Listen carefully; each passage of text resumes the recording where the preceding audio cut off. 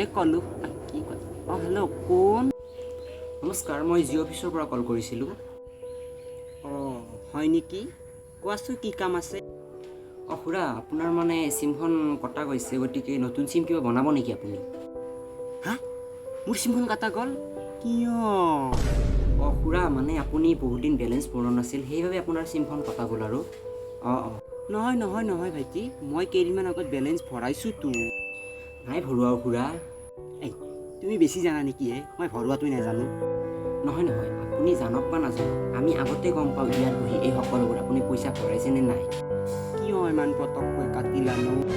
খুৰা, মানে আপুনি 2 মাহ আগতে 20 টকা এটা ভৰাইছিল আৰু লগে লগে 20 মিনিট কল কৰি আপুনি এই 20 টকাটো গোটেই বেলেঞ্চটো শেষ কৰি দিছিল, সেইবাবেহে আমি কৈছোঁ। আমি এতিয়া কি কৰোঁ কওকচোন? কি 20 মিনিটত 20 টকা শেষ হয়? হয় খুৰা, হয়। মই দেখোঁ 20 টকাত 2 পেকেট বিস্কুটেই পালোঁ হয়। মই সেইবোৰ নাজানো। বেলেঞ্চ ভৰাব পাহৰে মেছেজ আহে আপোনাৰ পৰ্যাপ্ত বেলেঞ্চ শেষ হ'ল। এনেকৈ হ'লে কেনেকৈ হ'বনো? আমি সেইবোৰ নাজানো। আপুনি মালিকক ক'ব ক'লে এইবোৰ কথা, আমি মানে কৰ্মকৰহে এজন। মালিক কোন কোৱা, নম্বৰটো দিয়াচোন মোক। হয় খুৰা, তেখেতৰ নম্বৰটো হ'ল 123456 আৰু তেখেতৰ নাম হ'ল মুকেশ আম্বানী। হা কি মুকেশ আম্বানী? তুমি তাত কাম কৰা নেকি? খুৰা হয়, মই ইয়াতে কাম কৰোঁ। মুকেশ মোৰ শহুৰ দেউতা হয়। কি মুকেশ তোমাৰ শহুৰ দেউতাৰে? হয় খুৰা, হয়। কিয়? খুৰা, মুকেশৰ আৰু ছোৱালী আছিল নেকি? কিয়?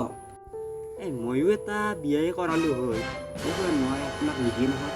দে এইবোৰ বাদ দিয়া, ফ্ৰীতে এখন বনাই দিয়াচোন মোকে চিম।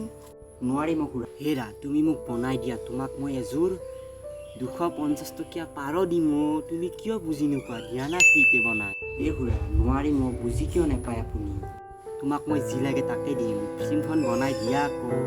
নোৱাৰিম খুৰা, মই আপোনালোকৰ নিচিনা বন মানুহৰ বস্তু নাখাওঁ নহয়। কি কিয়?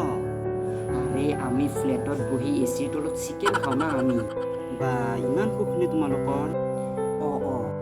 দিয়া না বনাই প্লিজ। নাই নোৱাৰোঁ খুৰা, আমি নোৱাৰোঁ। নালগে যা, নালগে ফোনে নলওঁ আজিৰ পৰা। চালা